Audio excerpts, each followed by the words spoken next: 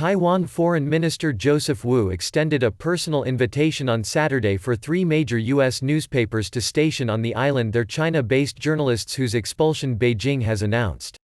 China said on March 18 it was revoking the press accreditations of all American journalists in the China bureaus of The New York Times, Wall Street Journal and Washington Post, which were due to expire at the end of 2020. Beijing also said those affected would not be allowed to work as journalists in the Chinese-run city of Hong Kong. In the past, foreign journalists kicked out of, or barred from, mainland China were allowed to work in Hong Kong. As at NY Times, at WSJ and at Washington Post face intensifying hostility in China, I'd like to welcome you to be stationed in Taiwan, a country that is a beacon of freedom and democracy, Wu wrote on Twitter. Yes. You'll find people here greeting you with open arms and lots of genuine smiles. Taiwan is home to only a small number of permanent foreign correspondents, and none of the 3 newspapers has a full-time presence on the island currently.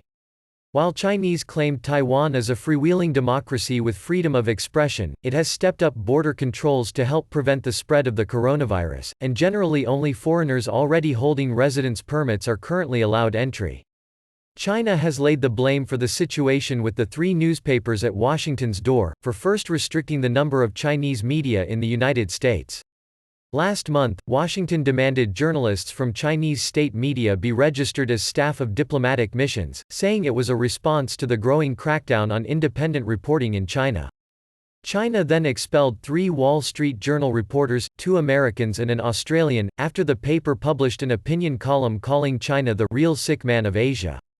In an open letter published earlier this week, the 3 publishers urged China to reconsider the move, saying it was uniquely damaging and reckless at a time when the world is sharing the burden of fighting the coronavirus.